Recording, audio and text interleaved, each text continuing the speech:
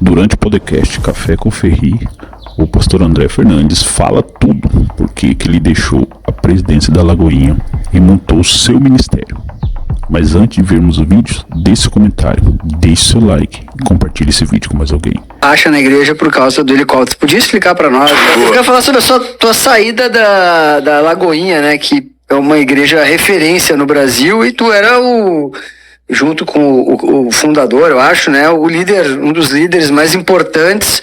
E do mais absoluto nada, teve um rompimento aí, eu não sei por que cargas d'água, eu vou te dizer que realmente eu não sei, estou realmente trazendo aqui a pesquisa que a gente fez, e eu queria ouvir de ti, por que tu saiu da igreja Lagoinha, que era, eu acho que a tua casa praticamente, né? Sim. E teve esse rompimento até tu criar a tua própria congregação? Pode ser. Agosto do ano passado, a gente teve uma reunião e eu fui aconselhado a focar mais no ministério evangelístico. A gente construiu em 3 anos e meio o campus mais relevante atualmente da denominação, isso é inquestionável. Batizamos milhares de pessoas, talvez mais de 15 mil delas, batizadas em 3 anos. Eu lembro que quando eu assumi, a gente veio para passar 15 dias aqui, fazer algumas cruzadas de milagres. Tinha acabado de receber o Green Card em fevereiro, a gente veio e tivemos a direção de ficar. Então o campus que a gente assume é muito diferente do campus que a gente entrega. A gente assumiu um campus, tinham pessoas incríveis, uma igreja saudável, mas ainda em construção, né? Eram 1.000 metros quadrados ali, talvez 500 ou 600 membros. A gente vê isso se tornar um campus de 115 mil metros quadrados em 3 anos e muitas pessoas começando a sua jornada de fé, conversão, salvação, batismo, cura, milagres. Então o que a gente viveu, cara, foi extraordinário e eu nunca vou esquecer do que a gente viveu, em especial Alphaville.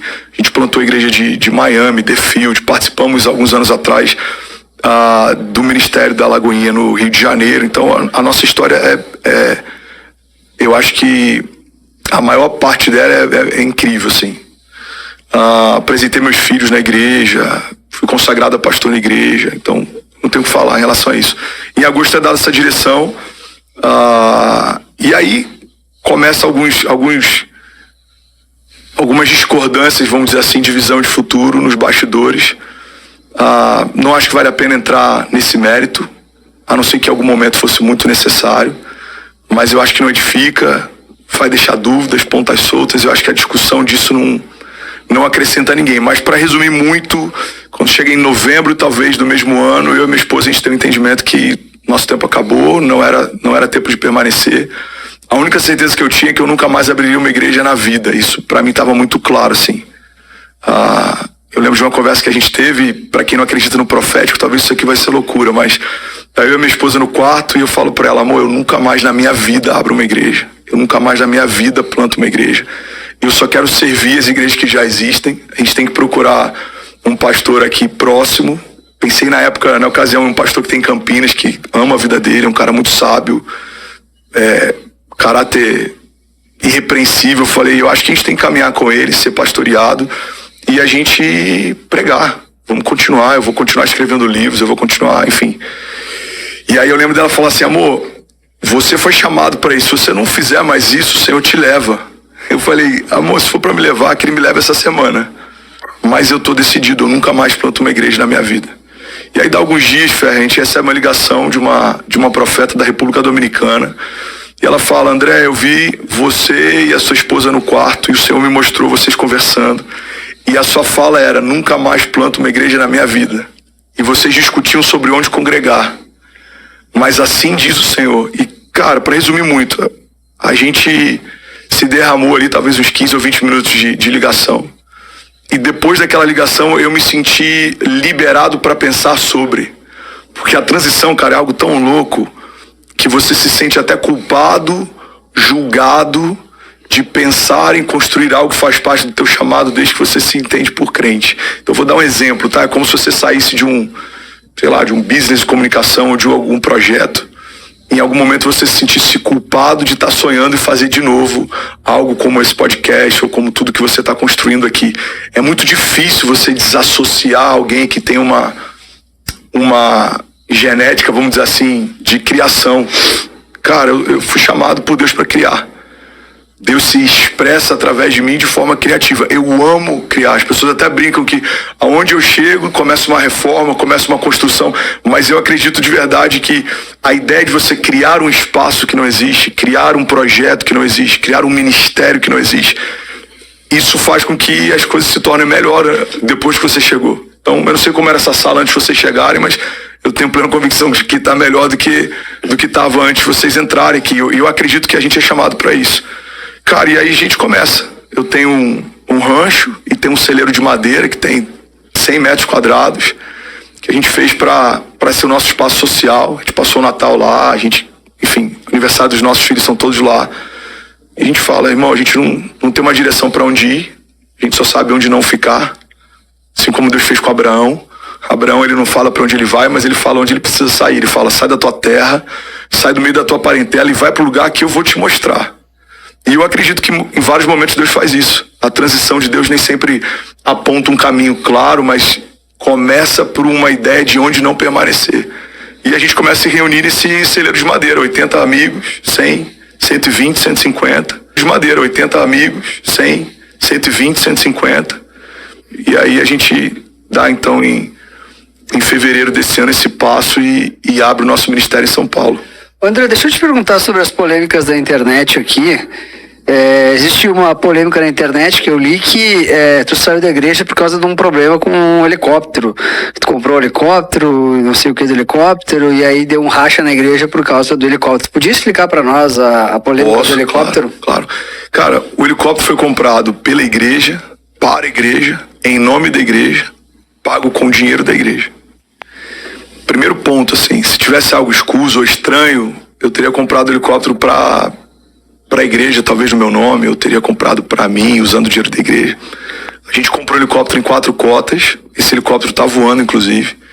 Os cotistas, alguns têm até uma certa relevância, ele está funcionando normalmente. Quando a gente comprou, eu comprei de alguém que eu conheci no sul do Brasil, que é um cara incrível, inclusive, seu Irã, empresário gigante, dono de hospitais. E a ideia na época era começar a Lagoinha em São Paulo. Então, a minha visão era, eu vou pregar em Alfa, a gente vai para São Paulo, volto para Alfa. Eu tinha acabado de receber a regional. Então, como líder regional, tinha mais de 40 igrejas debaixo da minha liderança. 40 Lagoinhas. 40 Lagoinhas. E aí, quantas são? Acho que 600 e pouca, talvez. Eu não 600. sei como é que tá o número hoje. São 600 templos. Isso. Em vários países, né? Eu não sei como é que tá o número hoje, porque eu não sei se cresceu. Em quanto tempo? Cara, são mais de 60 anos, né? A denominação. 60 anos. Esse crescimento exponencial, ele é mais recente, mas a denominação em si, ela é bem histórica, assim. E ela já foi, como é que eu posso dizer, pioneira em vários movimentos de avivamento na nação. A história da Lagoinha, vou dizer, Pastor Márcio, Diante do Trono, Ana Paula Valadão, o André como cantor teve uma influência muito grande em relação a isso. Depois a expansão para a Lagoinha no Rio. Você tem vários movimentos da Lagoinha que foram marcos na igreja evangélica, isso é inquestionável. Então, assim, quando a gente compra uma das cotas, parcelado em várias vezes. A igreja. A igreja. E aí tem um problema numa peça que se chama Governador. A gente liga para o antigo dono e fala, seu Irã, tem um problema com uma peça aqui. E ele falou, não me responsabilizo, eu entreguei em funcionamento. Na verdade, no voo de teste, quando chegou em São Paulo, já acusou essa peça. Ele falou, deve ter sido o piloto, deve ter sido alguém que fez o teste, mas estão dizendo aqui que normalmente esse tipo de defeito ele acontece com o tempo, não é no primeiro uso indevido. Não me responsabilizo. E aí a gente vai falar com a empresa que fez a vistoria de pré-compra, que é muito comum na aviação, você tem uma vistoria de pré-compra e todos os itens eles são avaliados. E eles falam, não identificamos na época da vistoria, a gente também não se responsabiliza. E aí os cotistas falaram, cara, vamos forçar então uma resolução, vamos segurar o pagamento desse mês e vamos marcar pra gente se reunir. E assim foi feito. Ela foi paga inteiramente até o mês de junho, se eu não me engano. Acho que suspende o pagamento julho e agosto, ou junho e julho. É feita a notificação extrajudicial e, para resumir tudo, e a gente não perder muito tempo com isso, foi feita a quitação em juízo, foi 100% paga, liberada na ANAC para voo, está em pleno funcionamento, não está comigo, não foi comprada no meu nome e Agora, o que a igreja fez depois que eu saí... foi envolvido nessa polêmica, então? Fé, desde fevereiro do ano passado, não quero entrar muito nesse contexto, porque... Eu acho bom explicar, porque eu tô... Não, sim, então, eu vou falar de forma superficial, porque eu não quero entrar num campo de batalha, de querer provar que eu tô certo. O próprio tempo já tá se encarregando disso, muita coisa tá vindo à tona e vai trazer cada vez mais clareza. Mas para resumir, cara, tem muita narrativa que desde fevereiro do ano anterior começou a ser construída para criar um personagem, uma persona que é muito diferente de quem eu sou. Então, assim, a minha origem é simples, eu vim do absoluto zero, ministerialmente falando ainda mais.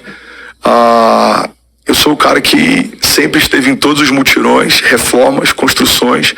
Eu sou o cara que, plantou mais de 5 igrejas e nunca ficou com nenhuma delas. Sempre me submeti à minha liderança, sempre amei a obra de Deus.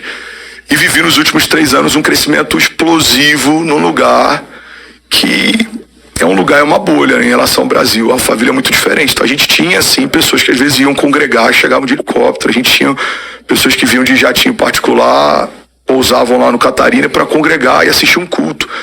A gente tocou pessoas de todas as classes. Então, Carapicuíba, Osasco, comunidades, Campinas, pessoas que vêm de Curitiba, Rio de Janeiro. Então, assim, o que Deus fez nesses últimos 3 anos foi algo muito exponencial. E talvez isso tenha gerado incômodo em alguém ou em algum sistema. Eu acredito que todas as vezes que algo exponencial se apresenta, um sistema já estabelecido se incomoda. Isso acontece em qualquer meio. Isso acontece na indústria farmacêutica, isso acontece na política, isso acontece no sistema religioso. A Bíblia diz que quando Jesus ressuscita Lázaro, os religiosos se reúnem e começam a tramar a morte dele. Então olha que louco. De um lado você tem um povo feliz com a ressurreição de Lázaro, impactado com o que está acontecendo. Você tem os testemunhos se alastrando. Do outro lado você tem homens que governavam, que se reúnem e começam a dizer entre si, esse cara está indo longe demais. Se a gente não parar, ele vai fazer uma revolução. Esse cara acabou de ressuscitar alguém. E eles tramam a morte de Jesus. Por que Jesus é crucificado? Jesus não é crucificado porque ele é um cara legal. Tim Keller, um pastor americano, ele diz, você não crucifica caras legais, você crucifica ameaças. Então, eu lembro que quando a gente alugou o estádio do Allianz, fez um evento incrível, pela primeira vez na história, né, do Brasil, um evento de 6 horas ininterruptas, não só transmitido em TV aberta, mas ele 100% gerado por uma igreja. Cara, o que a gente viveu foi um marco, e eu lembro de muita resistência, de líderes exponenciais na nação, questionando, se levantando contra. Então, para resumir, cara, a tua pergunta, eu gosto de criar um pouco de contexto e depois eu vou pro resumo. Desde fevereiro daquele ano, muitas matérias começaram a sair, e depois eu comecei a ter acesso ao backstage de alguns desses canais e uma boa parte delas foi encomendada. Muita gente queria que eu não estivesse mais no lugar que eu estava, que eu não tivesse mais o tamanho que eu tinha, ou que eu não fizesse mais o que eu fazia. Se você me perguntar quem, cara, eu tenho algumas impressões, mas eu não posso de verdade te dizer porque eu não tenho certeza. Agora, eu acredito que houve sim uma construção de uma narrativa absurda. Mas eu tô em paz, estou deixando o tempo falar. O tempo, cara, ele se fosse uma divindade seria semideus, porque o tempo não tem boca, mas o tempo fala. O tempo não tem mão, mas o tempo move. Eu acredito, e eu não sou um cara, não sou bolsonarista, embora tenha um carinho muito grande pelo Bolsonaro. Eu acredito que muita gente que militou contra e que talvez até gritou morte ao Bolsonaro em algum momento, hoje talvez está percebendo que não deve ter feito a melhor escolha, ou que talvez foi muito influenciado ou inflamado por uma narrativa. Então, assim, de tempos em tempos, cara, a gente vê narrativas destruindo pessoas, cancelando pessoas. Ontem eu estava no jantar e estava o Rubinho Barrichello, e a gente começou a conversar, eu fui perguntando uma série de coisas que, como todo brasileiro, cara, que entende pelo menos uma boa parte do que aconteceu, você começa a criar uma revolta. Porque era pra ele ter sido campeão, aquele cara extraordinário. Ele foi um piloto, assim... Era pra ter sido campeão. Cara, extraordinário. Mas ninguém tem ideia do que aconteceu no rádio, no backstage. Ninguém tem ideia do contexto, do sistema, das ameaças. Só aquele cara sabe o que ele viveu. E aí ele falou assim, cara, sabe quando o Brasil vai entender o que eu realmente fiz como atleta? Quando eu morrer. Eu falei, Rubinho, não dá pra esperar tanto, irmão. Você precisa falar, você precisa compartilhar. A gente quer ouvir. Fica aqui o convite pra Rubens Barrichello contar essa história aqui. Eu acho que seria incrível trazer